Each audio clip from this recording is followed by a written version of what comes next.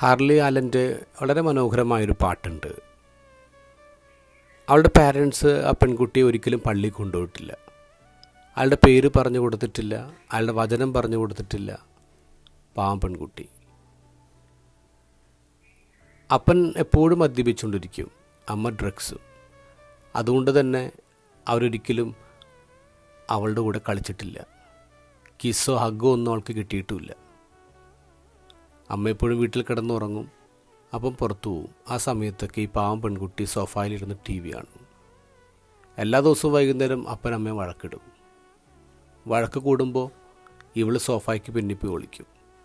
ഒരു ദിവസം വഴക്ക് കൂടിക്കൂടി വന്നു. അപ്പൻ തോക്കെടുത്ത് അമ്മയെ വെടിവെച്ചു. എന്നിട്ട് സ്വയം വെടിവെച്ച് മരിച്ചു. അവളെ ഒരു പുതിയ വീട്ടുകാർ വന്ന് കൊണ്ടുപോയി. ദൂരെ ഒരു വീട്. അവൾക്ക് പുതിയൊരു അപ്പനും അമ്മയും കിട്ടി. എല്ലാ ദിവസവും കിസ്സും ഹഗ്ഗും ഒക്കെ അവൾക്ക് കിട്ടിത്തുടങ്ങി. ആദ്യമായിട്ട് അവളെ ഞായറാഴ്ച പള്ളിയിൽ കൊണ്ടുപോയി. അപ്പോൾ അവൾ പറഞ്ഞു, കുരിശിൽ കിടക്കുന്ന ഈശോനെ നോക്കിയിട്ട്, എനിക്ക് ഇയാളെ അറിയാം, ഞാൻ കണ്ടിട്ടുണ്ട്, പേരെനിക്കറിയില്ല, എൻ്റെ പഴയ വീട്ടിലുണ്ടായിരുന്നു. എൻ്റെ അപ്പനമ്മയും മരിച്ച ദിവസം ഞാൻ സോഫായ്ക്ക് പിന്നിൽ ഒളിച്ചപ്പോൾ ഇയാളാണ് എന്നെ ചേർത്ത് പിടിച്ചത്. ഇത് ഗോസ്പലിൽ ഈശോ പറയുന്നു, കുഞ്ഞുങ്ങളെ തടയരുത്. നമുക്ക് നമ്മുടെ കുഞ്ഞുങ്ങളെ ഈശോയുടെ അടുത്ത് കൊണ്ടുപോകണം. ഈശോ അവരെ കയ്യിലെടുത്ത് വെച്ച് അനുഗ്രഹിക്കട്ടെ, ചേർത്ത് പിടിക്കട്ടെ.